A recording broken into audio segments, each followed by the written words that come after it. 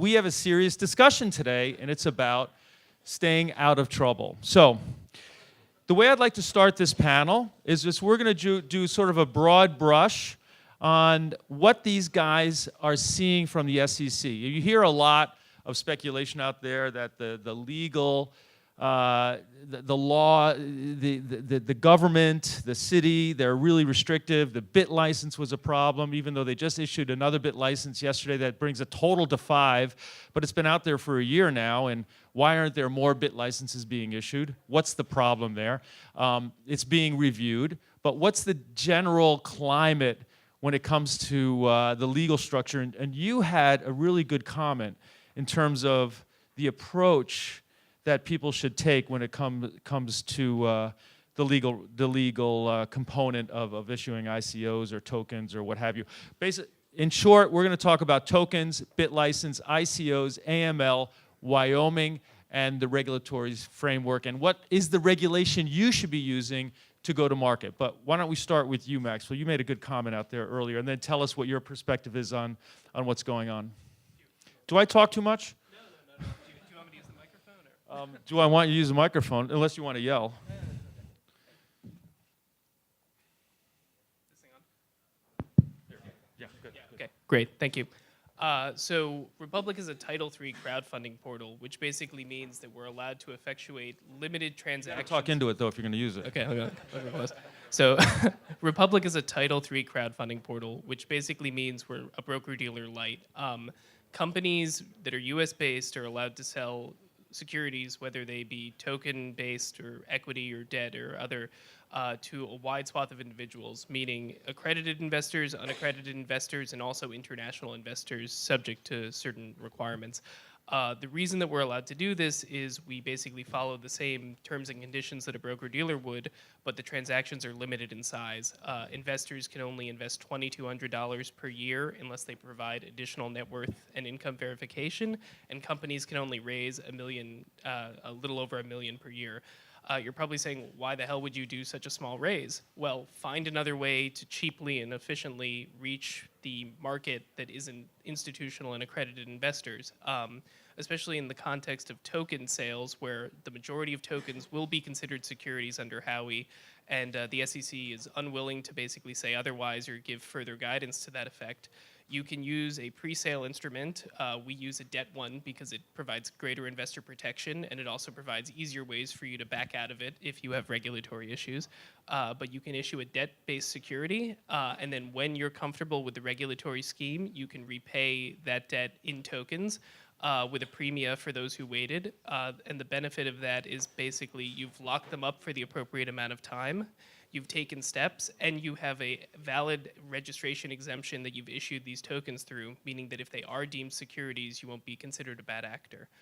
Okay, so what about what I asked, which was, what do you think the perspective is of the U.S. government, the state, regarding the legal ramifications of issuing ICOs and tokens, et cetera? Do you think it's positive, negative, aggressive, non-aggressive, realistic? And I asked you to repeat a sentence that you said out there, which was, you're expecting me to remember what I said 5 minutes ago? That's unreasonable. Short-term memory loss. I'm the king of that. But remember that sentence that you actually said, somebody said to you, and you thought it was very clever. Oh, so actually the clever person was actually, I believe, Scott Anderson, which he said there are various different regulatory exemptions that you can utilize. Each one has certain advantages and disadvantages, but by using a combination of them, you can generally achieve your goal. If you need to raise a maximal amount of capital, you look to Reg D and Reg S. If you need to quickly get your tokens to market by spreading them through a wide swath of individuals, you can utilize Reg CF. And if you want to spend a lot of time and money trying to convince the SEC to let you, you can go down the Reg A route. But there are various options, all with investor protection in mind. And sunlight really is the best disinfectant. It's the play. Yeah, I like that. Yeah, that's good. That's good. So that's good, Lewis. Thank you very much. That was I'm sorry, Maxwell. Maxwell. Max is fine. I'm going to go from Max to Lewis, because what Lewis just talked about is he threw a lot of terminology out there. He said Reg A, Reg D. I thought I heard Reg S. I wasn't even aware of Reg S. And then Reg CF, which is another one. Okay, so what are all these regs? What are they? You know what they are? They're regulations that are exemptions. So what the government is saying is that if you're not willing to go through the normal process, you can get an exemption and still sell. And each regulation has a different component in order to get an exemption. But what if you want to say, okay, I'm not going to waste my time with all these exemptions and see whether or not I fit into it. I'm just going to go and sign up as a Reg S1. Tell us, what is a Reg S1? That's a normal, regular financial instrument that meets the requirements of the U.S. Securities Exchange Commission, which says it's a legitimate investment. Is that right? Yes and no. Okay. So it's not Reg S1. Okay, S1 is the name of the filing in order to comply with the securities laws S1. that normal companies would go through when they're issuing equity securities. Great, okay. Or we could say other types of securities as well. Okay, Right. so everybody here has a chance to go through You could go. S1. You could file an S1. I mean, and S1 gives you permission to do what? sell to both accredited and unaccredited investors. Accredited and unaccredited. Anyone in the U.S. that you want to sell to, you can sell to. Great. Yeah. And that's what you did, and you were the first one And we remain to the do only this. one. And you remain the only one. Oh my God. Yeah. Tell us more about that. Sure. I mean, a lot of the disenchantment from the route that we went has been, well, it's expensive. Yeah, it's expensive if you go with Cadwalader. It's expensive if you go with Proskauer. If you are crafty enough to find the right lawyer who will work with you as a startup, you can get down this route. I don't want to say on the cheap, but you can do it in an inexpensive way. It's actually one of the ways that we stand out as a C-level team, showing that we're creative enough to execute on our business plan under the capital constraints that we have as a startup. Also, in the ICO world generally, you see a lot of companies who have sold their securities or utility tokens that will be deemed securities eventually anyway. And there's no post-ICO reporting. We'll have reporting requirements. Quarterly, earnings results, quarterly calls, all these types of things that other companies are not even close to required to do. This space is supposed to be about transparency, right? And we're not seeing any transparency post-ICO. You don't know if your money is being spent wisely by the company. You don't know how they're deploying the capital that you gave them. So we took the transparent route, which is the S1 filing. One, because we wanted to raise a certain amount of capital in the U.S.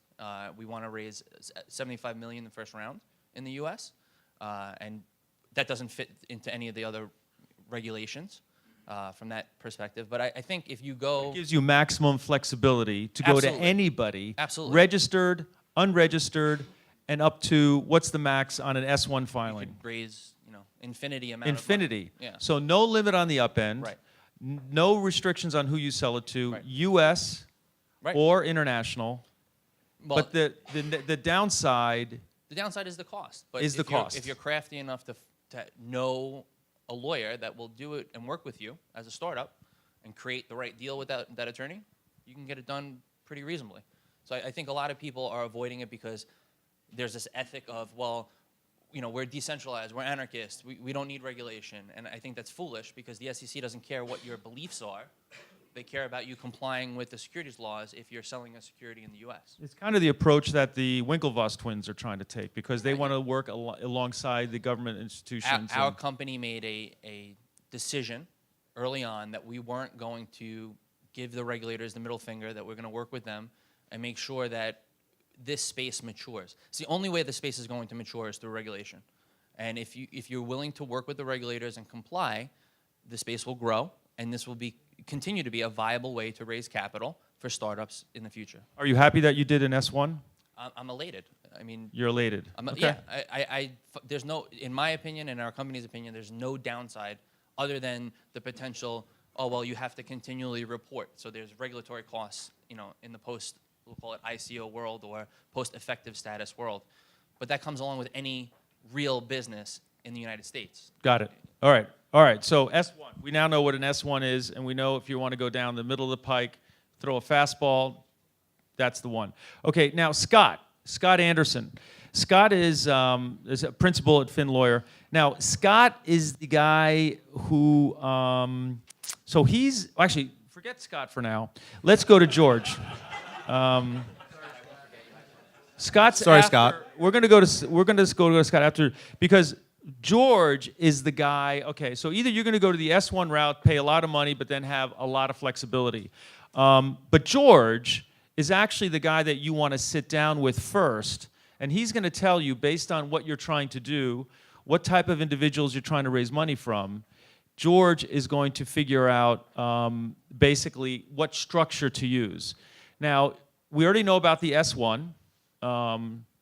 We want to know a little bit more about, if you don't want to do the S1, what other options do we have? And what is the difference between a reg, these are exemptions, so you don't do an S1, but you don't need the S1, you don't want to pay all that money, you don't need all that money. You have a limited set of people you want to raise money from. That's Reg A, Reg D, Reg CF. Can you give us sort of a perspective on that and how you go through talking to it's an ICO or a token offering and which one is the right one to choose? Or maybe it's a combination of one or two now and another one later. We've been part of the general capital market reforms for the last 10 years. A lot changed in 2012, really creating a number of different options if you want to raise money. I think we're in the, I would call the golden age of finance right now, because never before have entrepreneurs had this many options on how to raise money. So when I first talk to a client who's looking to do an ICO or raise money more generally, it's understanding which of the different structures works for them, which of the exemptions. For some companies, doing an IPO, doing an S1 is the right direction to go. For others, depending on who you're looking to Is solicit. an IPO the same as a S1? Correct, an S1 is Okay. a registration statement. They're synonymous. So you're almost. yeah, Okay. So when correct. you do an So IPO, you're doing an S1. Correct, you're registering the But securities. if you can't fit into that, you want to do an exemption. So what if you do a Reg A? What does a Reg A mean? Sure. So a Reg A Plus came about in 2012. It's about 2.5 years old with the regulations published. It allows you to do what we call a mini IPO. So you can raise up to $50 million a year. A mini IPO? It's a mini IPO, and I'll tell you why it's called a mini IPO and a stepping stone to being an IPO, to doing a registration statement. So you can raise up to $50 million a year in any 12-month period, sell to both accredited and non-accredited investors. In the US capital markets, we divide between the two types of investors, accredited being the more sophisticated. There's also qualified purchasers and other standards, but those are generally, when we're Is that talking... the only difference, that you're limited in amount? You're limited in amount. You have to file with the Securities and Exchange Commission what's called a Form 1A, which is an offering circular. It's Okay. reviewed by the SEC. You can only sell after it becomes qualified. You need to have audited financials. There's two tiers. There's Tier 1 and Tier 2. Tier 2 requires you to have audited financials. Tier 1 doesn't, but you're limited in where you can sell it. And it's a bit more complicated. I won't go into those details, but that's part of the process when we're talking. But that's called a mini IPO because you still have to file with the SEC. It's reviewed by the SEC. It's called a stepping stone to becoming a public company because by doing one more filing, you can actually become fully reporting. And several companies have used that process by using Reg A to see what traction they get, how much they can raise. So why and then pay go for on more to- if you're only going to get 50 million anyway? Why do an S1 when you're going to raise a lot more? And you can also sell to accredited or non-accredited investor. You're just limited in size. Correct. And you can sell more than 50 million by just becoming a fully reporting public company. And if that demand is there, yeah, But or again, you need that's- that much more money. Most ICOs really don't need that much money. That's a longer process. Yep. It's a more expensive process just because of what it's involved, audited financials, the regulatory process. Now, there's private ways. There's Reg D, for example. Reg D. Okay, Reg D is the other. Okay, Reg A, then Reg D. What's Reg D, and how is that different from Reg A? Reg D is the more common offering exemption used. So there's two rules under Reg D, 506B and 506C. I won't get into the nuances because there's so many other issues we can tackle right now. But generally, a private placement allows you to raise an unlimited amount of money to accredited investors. There is no So you're SEC limited to review process. accredited. You can't sell to non-accredited. Correct. So that way you Correct. need the CYA, the AML, KYC process in place if you're going to do Reg D. Whenever you're selling, you're going to need to have that process to identify who's investing. Okay. But you don't have to go through the SEC filing process. You don't have the audited financial requirement, although many investors want to see audited financials or reviewed financial statements. So that's a more efficient way of raising money. Now, there are hybrid offerings. You can certainly start with the simplified Reg D and then go into your Reg A+. Or Okay. into your S1 Or to registration an S1. statement. So it's a jumping off point. So you And- want to start off with a Reg A, limit we to 50 have- million, and then maybe if you get more, or if it really starts taking off, go to an S1 and go completely transparent. And then we have regulation crowdfunding, which allows you That's to the raise up to CF. That's the CF. And Okay, that's what okay, so that's I've what seen, Republic does. Okay, good. That's what Republic does. Okay, good. Now, Scott, let's say I have chosen one of these vehicles. Oh, we almost have the same tie. That's good. We almost have. So you're really the guy. Now, I've been to George. George suggested that I do, let's say, a Reg D. But now I'm running into some trouble. Maybe, I guess I raised too much money, maybe. Or I have the wrong guys in the fund. I have a regulatory investigation. So now I call Scott. Scott, tell us a little bit more about where are you seeing the problems, or who's calling you and why? Okay, well, everybody talks in terms of the Securities and Exchange Commission and the 80 or so subpoenas that have recently been issued. Look, the initial question that the regulators ask and that everybody continues to ask is whether the token that is being sold and offered is a security token or a utility token. The problem with that question is very clear. If you're seeking to raise capital by selling a token as part of your capital raise, very, very likely, in fact, in the United States, almost definitively, you're involved in a securities token. So once you get to that initial conceptual point that you realize that you're involved in selling a security, it's a regulated activity. And that triggers a lot of different types of laws that impact you. If you're helping people raise money in a token offering, you probably need to be registered as a broker-dealer, again, because the token is a security. If you're functioning as an exchange, trading one token for another token, guess what? You need to be registered because the token is a security. There's other laws that are applicable with respect to it. The rules also apply with respect to investment advisors, and it continues. But the point that I want to make is that in the regulator's mind, in fact, specifically in the mind of an enforcement attorney at the Securities and Exchange Commission, there is very little comfort and much skepticism in any argument that our securities offering where we raised $10 million was a utility token. Okay, so you might as well just face the facts that you're going to be a security in any, just default to security token. This whole utility token thing is kind of out the window in the United States. Maybe it lives somewhere else, but not in the United States. Yeah, that's true. And look, conceptually, it raises some serious problems. One is the last thing that we as a country want to happen is all the smart young entrepreneurs to go overseas and try to raise their capital and build their companies there. We don't want to lose that. But the flip side of it is for this industry to grow properly and to become a large and a great industry, we need institutional investors.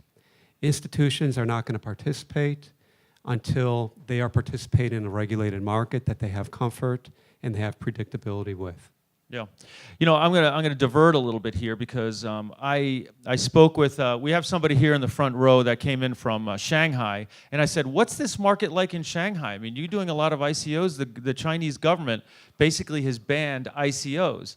And I said, Rand, what's going on with the ICO market and why are you coming to the US? He goes, because I'm looking for real ICOs. The problem with China is if there is an ICO, it's usually done on WeChat with a bunch of emojis and people are giving money and they know damn well that it's a pump and dump. So the trick is, and they still invest because they want to get in early and they try to time it so that when the dump takes place, they're out before everybody else. Do you see that? Do you see that happening more and more, or is it changing, Rand? He didn't expect this, by the way. Yeah, it's very much unregulated. The actual investments occur on WeChat, QQ. There's no real, because the government banned the whole thing. There's no real agreement involved. So you can you can send 100 Bitcoins, 1,000 Ethereum without any sort of, just on a handshake agreement. So that's very prevalent in regards to the projects, and the majority of projects are what we call air tokens, in that that's all there is to it is maybe half a team and a white paper, but due to the demand for this type of stuff and the liquidity involved and the lack of good projects, they're still raising funds. Yeah. There's obviously an incredible hunger to get into this new blockchain Bitcoin world in China, even though it's banned. So even if I were an ICO, I would go to China. I would talk to guys like Ran, who works at a family office, and who's over here actually looking. So it's a two-edged sword, as you were saying. Yes, there's restrictions, but we have an orderly market that protects the investor, and that's really the job of our regulatory bodies. Am I right? Yeah, and what does it say about a company if they're trying to avoid a regulatory scheme that's out there already? If you're trying your hardest to get away from the law as it is on the books, when the regulatory agencies have made it clear that this has to fit in somewhere. I mean, Chairman Clayton said there's not an ICO that I've seen that hasn't been a security. Right? So he's signaling to the market that any ICO coming out there needs to structure their offering under the securities laws. So if you're trying your hardest to avoid those laws, what does that say about you as a company and your leadership team? Why are you trying to avoid the transparency that comes with the regulations? Yep. To me, if I'm on the other side of this, if I'm sitting there as an investor, I'm looking for companies that are trying to do it within the rules, not outside of the rules. Okay. Max, is there an element of safety by going through your second-tier mechanism, because you do a lot of legal work to protect the people that are raising money through your organization? So I was just going to bring this up. What the SEC has made quite clear is they expect broker-dealers, funding portals, attorneys, banking institutions to act as gatekeepers of the industry. Obviously, no amount of diligence and basically good faith effort can guarantee the safety of any investment. No returns can ever be guaranteed, and Republic is not allowed to and would not give investment advice. That being said, for both our token and non-token issuances, we do have a stringent due diligence policy that involves a holistic review of the business model, whether it be token-based or not, third-party diligence, bad actors checks, checks for criminal records, bankruptcies, things that wouldn't disqualify you from using the exemption that we utilize. And you would be surprised how many people have skeletons in the closet, and so we frequently do prevent campaigns or offerings from launching and then try to monitor the issuers during the campaigns. There's no perfect solution, but if a issuer is working with a trusted intermediary, it should at least give you confidence that there's a reasonable chance that there's not at least fraud occurring. It's those lone actors that are not even trying to deal with the FinCEN and money transfer rules and are basically raising on their own that should raise particular concerns for investors. Okay, great. Thank you. Let's change gears a little bit here, and let's move over to Scott. Scott, can you tell us a little bit about what Caitlin Long did in Wyoming, and why is that significant? And will there be a continuation of those relaxing of the laws to base your ICOs or token issuances based out of Wyoming? And is that going to have an impact on the industry? Yeah, sure. So I think what you're maybe back up and talk about what happened in Wyoming. I mean, she made a big deal out, at least on LinkedIn. She was constantly dealing with the legal entities of Wyoming and basically tried to make that sort of like a Zug of the United States almost. Yeah, I think what you're referencing is Wyoming's act of distinguishing in its legislative laws the difference between a utility and a security token. You've asked whether that's significant. Unfortunately, not really, because it's Wyoming. And there's probably more people in a 4-block radius in New York City right now than there are in the entire state of Wyoming. Plus, any Wyoming laws aren't applicable once you step your foot over the border, because once you do, you've just entered interstate commerce. We have other things that other states are doing. Arizona has recently created a tech sandbox, they call it, which prevents or avoids your need for a period of 2 years to comply with any Arizona licensing requirements. So if you're a money transmitter and you're doing business in Phoenix for fintech, you don't have to comply with that law for 2 years. So that's helpful. New York has the BIT license, which is quite notorious, broad in scope. Very few people have registered for it. But if I could just go a little further here, one of the problems with when you're talking about tokens and token offerings is the states generally. And this could be addressed with what we call the power of preemption, which the SEC in the past has not been reluctant to utilize to preempt state securities regulators. And by the way, I'm a former state securities regulator, so I'm sure some people aren't going to be very happy with me for saying it, but it's true. When we have to comply with federal regulations, is it helpful for us to also have to comply with state regulations, especially if we have to comply with those state regulations in all 50 states in order to do business there? Especially if we can't say, well, we're just understand that because we're just going to comply with the uniform securities laws, because there's 3. And some states have adopted the first, some states have adopted the second, some states have adopted the third, some states have adopted one of the 3 but have some additional rules. Other states like New York have the Martin Act, which is relatively famous.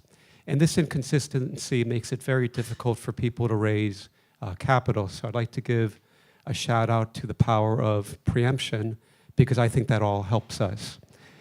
When I talked a few moments ago about the issues that, and you'll hear a lot of people saying we need further SEC guidance, that isn't really necessary on the issue as to whether a token is a security. I know that's going to upset a lot of you that I'm saying that, but that's very true. The law is very clear, and every decade we have somebody making an argument that something or something else is not a security when it is, like a limited partnership or a note, a promissory note, and the list goes on. And unfortunately, the case law is very well established.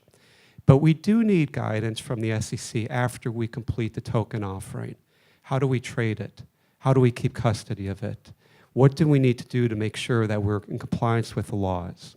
And I think those are the more very important questions that we do need the SEC to step in and give some guidance. And with respect to some of these rules, especially if you intend for your token to trade on an exchange, but that exchange is not called the NYSE or the NAS or the NASDAQ, then we need to think in terms of the SEC utilizing the power of preemption. Okay, you mentioned the BIT license. Now there have been 5 BIT licenses issued in New York. And what is it? What exactly is a BIT license? What does a BIT license allow for? What is it? The BIT license, I believe there has been 5 approved in the last 3 years. 5, and yeah, generally, it's a very broad definition. My thinking is that it covers both transmitters of coins in exchanges, but also issuers of exchanges. And in order to do it in New York, you have to meet this regulatory requirement to file as a BIT license. Nobody has. A lot of people have complained about it. And as I understand, it's very difficult to meet those requirements to become licensed. Okay, so it's currently being reviewed, and I'd like to hear from everybody. Are we expecting that to pass a new version of it before the end of the year? Scott, what do you think? Are you talking about the BIT license? Yeah, a new BIT license, one that's going to result in more than just 5 licenses, so that exchanges can do their work. The Department of Financial Services largely defended and lauded the BIT license as setting the path for regulation. I do think it's been under a lot of criticism, and I do think a second look at it would be helpful. Whether that happens or not, I'm not sure. I don't think so by the end of this year, certainly. It depends on when the rest of the broker-dealers who are in the business right now catch up. So, you know, when Wall Street catches up to the technology and is able to... So not this year? It's not going to happen. All right. Not this year. George? I agree with my fellow panel members. I don't think we're going to see anything this year. Lewis? Well, I asked this question yesterday, and we got the same exact response. Not going to happen this year. Many of our issuers assume they won't be able to distribute tokens to New York residents and therefore either disallow them from participating or have them agree to a lockup until a later time. So, okay, so there's an ICO. It's one of these interesting ICOs. It's a travel ICO called TripKey. And I met the gentleman who runs it, and I said, this is exciting. I'd like to put some money in there. And he goes, are you a U.S. citizen? Are you a U.S. resident? I said, yes. He goes, well, you can't invest. So why are all of these ICOs that are launching overseas and looking for global money not able to raise money in the U.S.? George, can you tell us that? Or why are they neglecting to go through the process to allow me, America, a U.S. citizen, where most of the money in the world is? Why are they going everywhere but the U.S., which is used to be the other way around? Yeah, we get a lot of inquiries that, and part of the structuring is discussion of using offshore vehicles or doing offshore offerings. And one reason that many, either U.S. or even foreign ICOs are looking to just create a blockade and not sell or solicit to the U.S. is that's one of the things that would trigger U.S. securities regulations, and they'd rather just do the offering in other jurisdictions which are more open. But keep in mind that many of foreign modern securities jurisdictions have very similar rules to us. So it really doesn't help to what people think in raising money. We have many try go down that route of thinking of just doing offshore, but realizing that we are one of the largest capital markets, and also many of the other jurisdictions which are have investors that are interested in these offerings have similar legislation.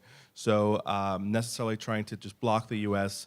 from a business side may not work. You need to pay careful attention to what would trigger the application of U.S. securities regulations before trying to attempt something like that. Okay. Okay, so what, I mean, the title of this panel is What's Next for Blockchain Tokens and ICOs? So what are we all waiting for? I mean, everybody keeps talking about how the global regulatory bodies need to come into alignment, and there's some November 20th meeting happening in Argentina where all the countries are going to get together and decide upon some consistent regulatory framework for the global blockchain crypto market, and that's supposed to set off an institutional excitement for this industry and have a whole new wave of entrants. What are you waiting for? Are you expecting something to happen, Max? Most relevant for me is actually what Scott said earlier, which is guidance on how to issue tokens, or at least pre-sale tokens, is actually rather clear. It's what do you do next? Are you talking about governance once you get the money? Not governance of the issuer, but the third-party service providers you need to manage a security. You need a transfer agent. How do you do that if current transfer agents are not set up on the blockchain? You need custodians. How can they provide statements to investors if it's unclear what the valuation of these are, or if the only way to value a token is based on the value of another token? So are you saying that we understand through an S1, through Reg A, through Reg D, Reg CF, how to get to raising the money, or the process for getting the money? Once you get the money, the government is relatively unclear about how to properly manage that money? Unclear is not the right word. I think it's just outdated. Many of the rules don't directly apply to digital assets, making them increasingly hard to apply. I know and advise some of our affiliates who genuinely want to comply with the law but are unable to because what the law says you need to do is either physically or currently impossible to do with the token. So it's providing guidance on how to treat digital assets that we admit are securities that I'm really looking forward to in the future, because once that certainty is brought in, I think more capital will flow in, more institutional investors will be comfortable with the idea, but also there'll be better investor protection. There won't be a risk of your custodian getting forked and all of the assets being taken, or transfers not being effectuated properly. George, I'm sorry, whoa, Scott, you're breaking the line here. I know, I broke the blockchain, right? You broke the chain. Go ahead.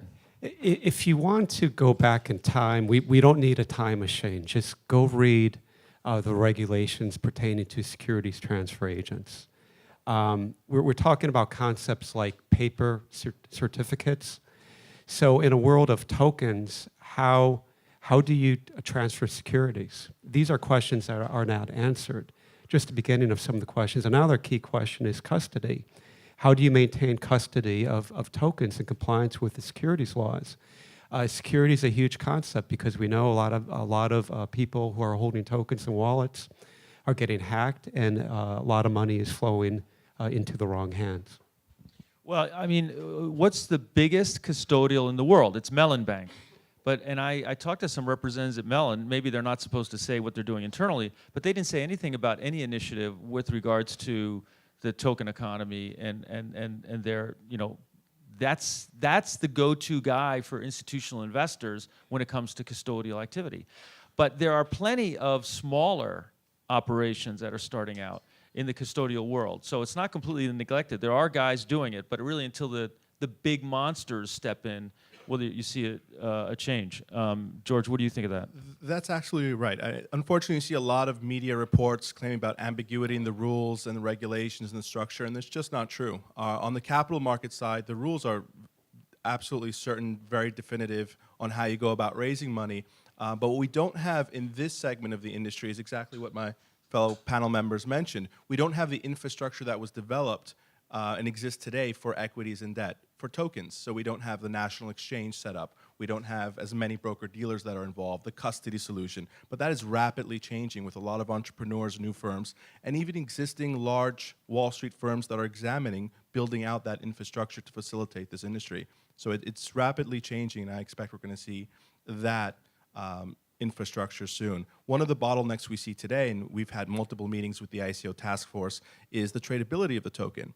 What we mentioned on the panel, what happens after you raise money, after you issue the token. And that's being addressed by many players in the market, very sophisticated firms that are looking to build out smaller ATSs, trading markets, all the way up to national exchanges. Even with news reports of NASDAQ and the bigger boards looking at cryptocurrencies, I assume as this industry matures, they're going to be looking at tokens. So I think we're going to see a more streamlined industry as things progress. But the key to that is falling to the regulations. We have these rules for a reason. They're here to protect investors, and they're here to protect the issuer. So I think that as more issuers fall into what we've seen, doing S1 offerings, doing more standard private placements and following the anti-fraud rules, following the issuance rules, it's going to protect investors, bring integrity to the market, because I very much fear as this continues, there's going to be a stigma around these types of offerings, which is very unfortunate because I think it's very promising. I don't know if anybody read these. There was an article recently which featured Chris Solars of Cliffwater. Cliffwater is an institutional advisor to pensions. And I actually met with him, and I said, Chris, are you guys investing or allocating capital to some of these crypto coin traders?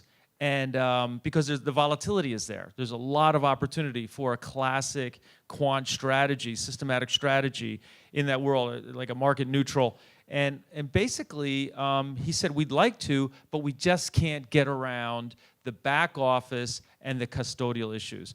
The back office, which is not exactly what I said. And then there was another article from LGT, which is a $55 billion allocator, echoing exactly what Chris Solars at Cliffwater said.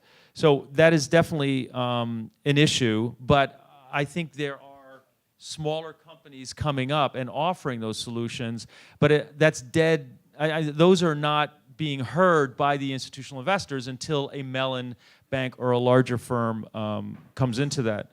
Louis, do you have a comment about that? I mean, Louis, you were the first to do an S1. You obviously raised a bunch of money. And what have you had governance issues? Have you had some of this back office questions, or what's your perspective on all that? We haven't done our ICO yet. Okay. We're waiting to get the thumbs up from the SEC that we can sell. Okay, So we're still going through that process. You're still going through the S1 process. Right, so we filed okay. March 6th. We have an amendment coming shortly to, again, further that process along. Okay. A lot of the institutional investors that we speak to are excited by the fact that we've gone the route that we have. They're very afraid of issuers who are not willing to comply with the securities laws, obviously. And I mentioned that before. As an institutional investor or smart money, you're looking for a transparent company that has a real, true business plan. I've heard a couple of them, I'm looking right at the Praetorian guy, like they have a business, right? They have a model that you can value. a lot of the companies that are coming up in the ICO world, you can't value, right? You're betting on a team or you're betting on a white paper. We wanted to take it a step further. We took a real world application of blockchain and said, okay, we're going to put it into a white paper, build out our team. At the same time, we're going to comply with the regulatory guidance that we have. And like you've said, George, it's clear as day, and Scott, you said it as well, it's clear as day. If you're issuing this token, it's a securities offering. I mean, you're raising capital in the US. It's a securities offering, right? So to say it bluntly, cut the crap, stop trying to avoid the regulators, work with them so that this market can mature. It's a burgeoning market, and it has the potential to really change the dynamic of capital raising, and you can do it within the existing rules. But post-ICO, to get to the those questions, yeah, custody is an issue that's going to be solved. Coinbase just put out a solution. They announced a solution. We'll get there. I'm not really concerned. Right now, it's difficult to comply 100%, but we'll get there. And that's not even, if you're an issuer that hasn't issued your tokens yet, that's not something you should even be thinking about, in my opinion. Right now, you should think about complying with the pre-ICO, ICO rules that are on the books already. Do your sale, conduct business. By the time that you catch up, the custodial issues have been solved. But transparency, post-ICO reporting, from a company perspective, that's the most important key that will attract investors to your project. The fact that they know on a quarterly basis you're going to get on an earnings call. And whether the news is good or bad, you have to report it. Yeah, okay, so you're still in filing. You haven't actually done an S1, so we don't even know if the federal government's going to allow for you to have an S1. So we filed an S1. What Right. they do is they review that document, Right. and they either deem it effective or have more comments. But it's not effective yet. It's not effective yet. But this is the only avenue that a company has to raise more than $50 million Right. in the U.S. and touch retail investors. Okay. And while I can't be specific about the feedback from the SEC from a regulatory perspective, I can say that the amount of pushback that people would expect or the attitude that people might expect from the regulators has not been the case. Okay. So I have. So I was talking to an ICO the other day, and he was trying to get me to invest. And I talked to him, and I said, "Well, tell me a little bit more about the ICO," which he didn't do. But instead, what he said was, "Bart, we have 3 announcements coming up next month, and get in now because the price is going to triple. It's going to be unbelievable. You got to get in now." Scott, you're the guy. When you have a dime to spend, you're the first call. What would you say to that guy trying to raise an ICO with those comments? Is that okay? What would I say to him? Yeah. Do you look good in the color orange? The color. Why orange? I was going to get an orange tie. Okay, so. Like a jumpsuit, you mean? Like in those jail movies? So the rules in the United States are. So you can't say that. You're not allowed to go to the guy and say, "Hey, it's going to triple in value next month. You got to put the money in now." Yeah, quick, quick. no, I'm getting there. You can't in the United States. What is securities fraud? Right. Here's what we know. We know if there's securities fraud, you got plaintiff lawyers you got to worry about, class action lawyers, which are another type of plaintiff lawyers, regulators, SEC, FINRA. And then what we really should be worried about are the prosecutors, right? So what is securities fraud in the United States? Making material misrepresentations concerning the offering. Failing to include material information about the offering. Those constitute securities fraud. We just heard a few days ago the Southern District U.S. Attorney in New York indicted 3 gentlemen who previously were arrested, but apparently are posturing to make some sort of argument like it was a utility token and not a security token, which, by the way, they're going to lose. So why were they arrested? Well, the federal government has communications. Good question. First question for a defense lawyer, how do they have those communications between the 3 participants, which included such things as that one guy we have on our website who doesn't exist, who's supposedly the president or some other position. We got to hire somebody who looks like him, okay? Problem, right?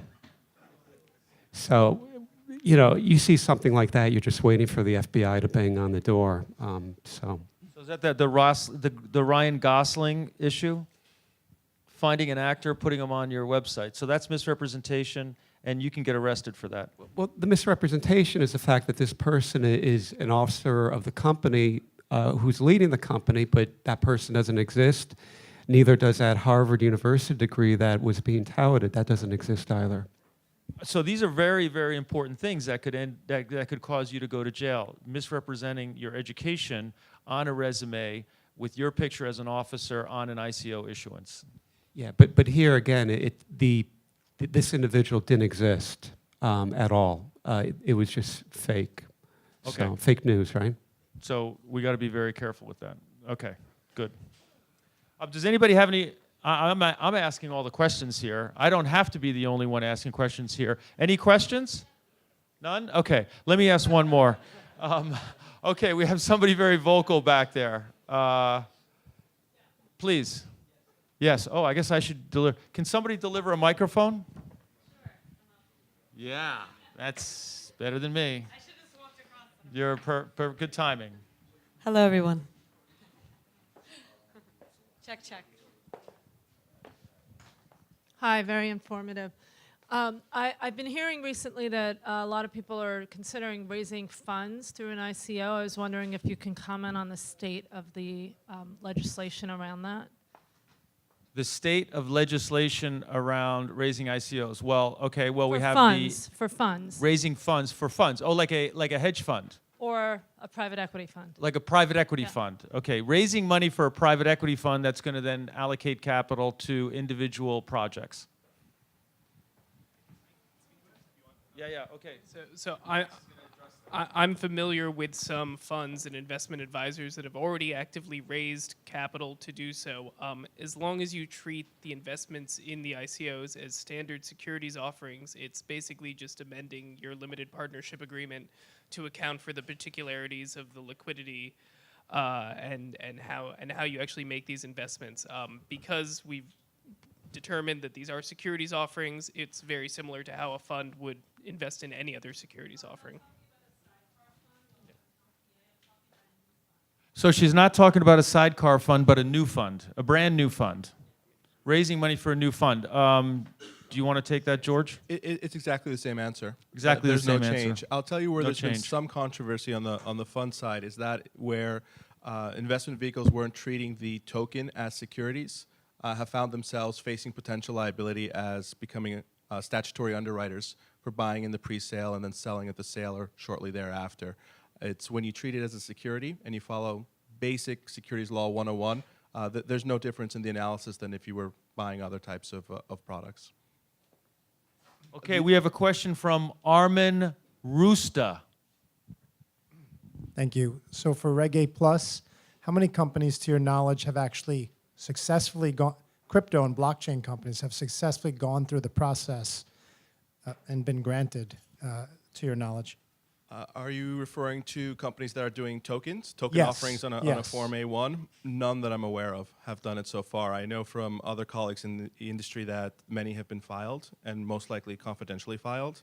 One of the issues we see in using Reg A Plus or other similar types of offerings is that there's an infrastructure issue, and that is how do you get the token trading after your primary issuance? Simply because there isn't an exchange right now. In the equity markets, we use the OTC, NASDAQ, the New York Stock Exchange, and that's what allows your equity security to trade. Using Reg A Plus allows you to be freely tradable at the primary issuance, but then when the holders want to trade amongst themselves, you're subject to, as Scott noted, state blue sky law, which has restrictions. So I think that's one of the bottlenecks we see in that industry. But I expect we're going to see a lot more end of this year, especially with new announcements of firms stepping up to set up exchanges to tailor-made to tokens. Okay, do we have any more questions? Yes, we have one right here. Where's your badge? I have two questions. One is very short. Rule 144, lockup period for 12 months. How is strong for ICOs, and how can ICO avoid this lockup period? This is one question. And another question, legal issues for real asset tokenization and something about that. Real asset tokenization. So real asset tokenization, like taking a building and tokenizing it. Taking your car, the Volvo, and tokenizing it. Okay. Sure. So the 144 analysis, and for those who don't know, 144 is a restricted period on the resale of private securities. It doesn't change if it's a token or any other asset. So you're still subject to state blue sky law once that period ends. Correct. Correct. 12 Under months. Reg D. It depends on the analysis of whether you're insider or not, but generally you're going to see 12 months. Following the 12-month period, and this is a bit of a myth in the market where they say after 12 months it's freely tradable. That's just not true. You're still subject to individual state blue sky law, which means you have to look at the law in the state where you reside and where it's being sold, whether you can actually make that transaction. For example, certain states require the company to have audited financials available. Others say you can maybe do 1 or 2 transactions, one-off transaction per year. So that's one of the bottlenecks we see in this industry right now, is the ability to trade after the initial offering and to create the secondary market. With regards to digital assets, that's a great question. I think that whenever you're creating an asset in digital form, it's important to recognize that the laws still apply to that asset. If it's real estate, if it's securities, just the fact that it's been tokenized doesn't change the analysis. So you have to look at what effects there. I don't know if my colleagues have anything to add to that. And there are blockchain issues that you need to consider there, privacy law issues that also apply. I think we're a little bit too focused on, if I'm doing a securities offering, I just focus on securities law, or if I'm in real estate, I focus on real estate, but there's also a host of other rules you need to consider. Privacy is just one of them. I think if we tokenize real assets, it's like the secondary market. Correct, and we're assuming that you're not creating a security. It's a digital representation of a title to this building, and that's what you're buying. You're not buying some kind of derivative of that. Whenever you create a digital form, it doesn't change what's required on the real estate side and real estate transactions. I have a question for Andrea. Andrea is an investor, and she invests in a lot of different tokens. When you do your allocations, are you taking into consideration the legal issues and the Reg A, Reg B, or whether it's an S1? Is that a big consideration? What? Well, we're still considering different ways in which we want to enter into some of these private pre-sales, specifically whether we want to come in and, by way of tokens and or equity. And to this gentleman's question, I'm actually intrigued by what one group is doing, which is creating immediate liquidity. I'm not sure exactly the mechanics of it, but I am talking with them to kind of get more insight as to how they're doing it. But I do have a follow-on question, if you don't mind. With respect to private allocations, especially vis-a-vis when you are subject to the one-year lockup, if say I want to take a piece of the private allocation that someone's offering me, am I subject to the one-year lockup from the time of issuance to them, or am I having to be subject to the lockup for another year? Do you know if that resets the clock? Sure, we can discuss that. There are tracking rules or tacking on rules that exist, so we have to discuss what your position is and when you're taking. Typical taking lawyer. Come on into the office, sign these documents. We'll sit you down. We'll take there's you drinks through tonight, so I'm trying to make sure we've got more to talk about. Oh, I see. Okay, over drinks. Okay, that's fine. That's No, but fine. I'm happy. You And gotta the watch reason these guys. You gotta And the watch reason these to say guys. that it is a complicated state and federal integration or rules that apply. So it's not something I want to give you just off the cuff advice, but I'm more than happy to talk you through it. Yeah, it gets a little bit. Oh my God, we have a follow-up question from Andrea. Miss Shy has all of a sudden become talkative. I wanted to sort of backtrack a little bit and complete the thought on. I think the analysis would change, going back to maybe one of the first questions by the lady back there. If the AUM is over 150 mil, I think the analysis would change in terms of the fund structure setup. So I don't know if you want to chime in, but I think. Yeah. No, so Max. I think the question was, does setting up a fund that will invest in ICOs change the analysis? And again, if the AUM is over 150, it doesn't matter whether it's ICO securities or traditional securities, it's the same analysis. Okay. Okay, I'm moving over into right field, and we have a question from the right field bleachers. David Shearson. Thank you. And approximately 2 or 3 months ago, the CME, the Chicago Mercantile Exchange, released a futures contract. I'm not sure if any of the panelists have worked with any exchange members or with the exchange itself in that respect. We have not, and I know they're looking to create a platform for the industry, but I have not worked with any of those exchange members. We've been working more with the regulators and not less with the exchanges, and new exchanges that are just emerging. Okay, thank you for that question. We have another question from right field. This is way over here. And he's got a badge. This is Mark Kay, co-founder of Strike Force Tech. Wow. Go ahead. Actually, should be block safe, but that's all right. All right. Don't sell now. Just ask the question. Oh, shush. A question on the S1 for Lou. So it's clear that you do not have an S1 right now? I'm a little confused.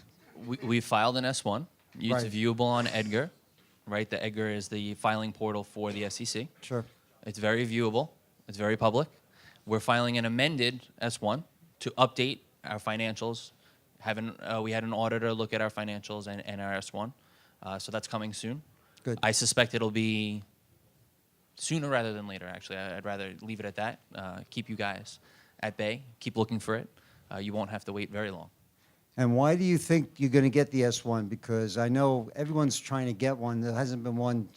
No one else in the world other than us has filed an S1 with the SEC. Really? So not everyone is trying to get it through. They might be trying to get Reg A Plus offerings through, Sure. Which we've discussed has been a burden on a lot of companies. Look, we filed our S1 because we want to mature the space. We want to bring the space to its next iteration. I believe that the SEC will likely use our filing as a proxy for the space, and they will regulate through our offering, or at least give clear-cut four corners guidance through our offering. So once they deem us effective, if they do, you as the next issuer in line will know how to proceed, what they're looking for, the comments that they're making around the offering.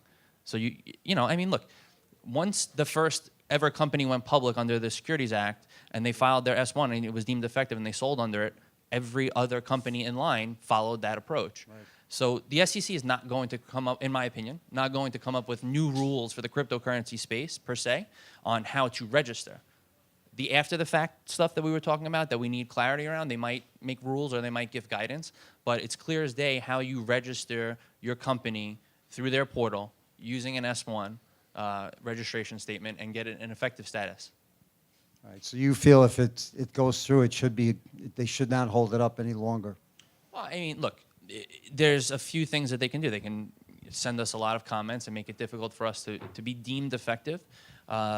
Look, all of the commentary so far that I've read from the SEC, from their hardline stance of, this is a Wild West and this is crap, on down through, we're looking at it and we have more positive type. The fact that they put out the fake ICO website means that they're paying attention.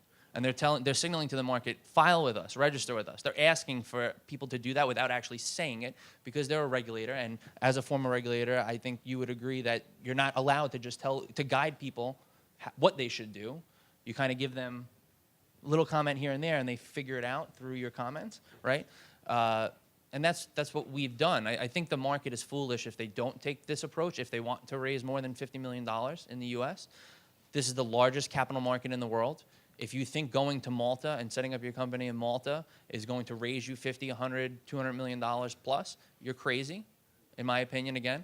The US is a place where investors come, where they exist, and they seek transparency. And the transparency that comes with an S1 filing and the reporting requirements thereafter are tantamount to having institutional money pour into the space.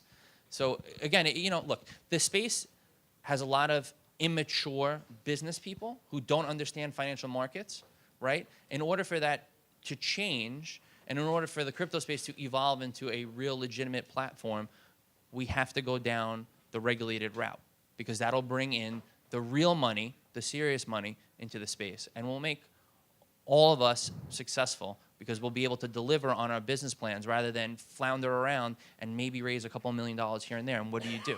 And another reason to look at why Ran Yi from Shanghai is in New York and not in Beijing. We also have James Grundvig.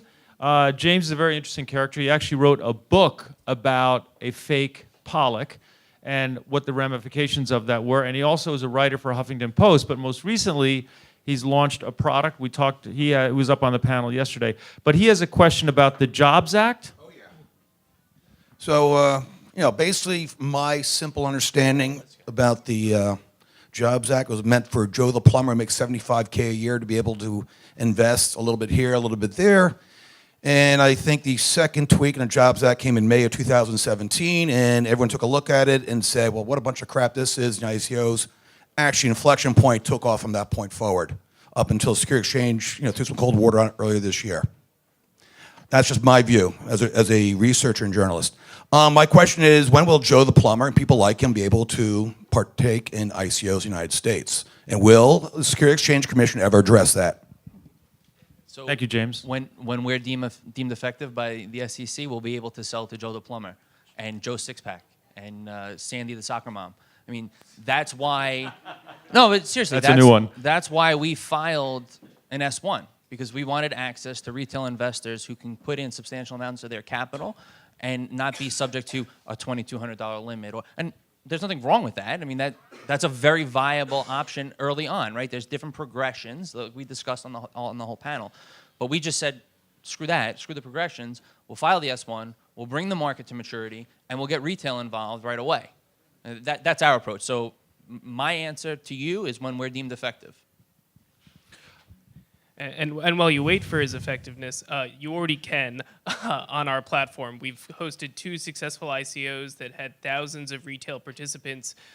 One is now 7 months old. We've had no negative comments from regulators. That doesn't mean that there won't be in the future, but so far so good.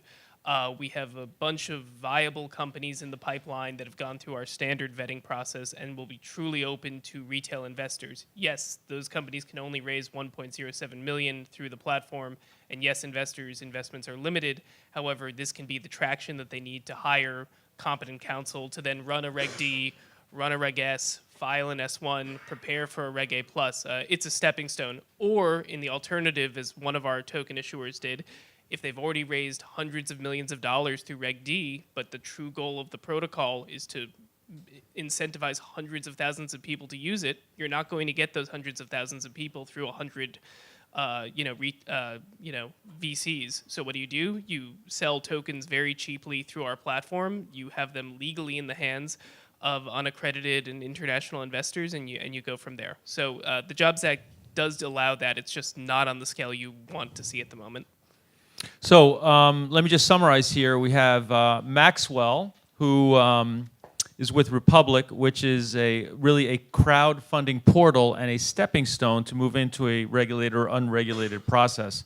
We also have George, who's basically your first line of defense when you want to get some advice, actually before you go to Lewis or somebody else.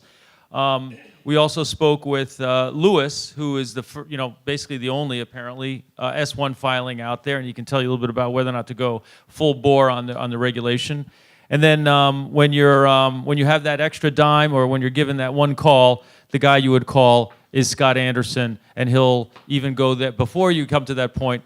He'll tell you how to stay out of trouble. So could I please have a round of applause for our esteemed colleagues, the lawyers? Thank you very much, gentlemen. They'll be available for future comment, and let's move the program along.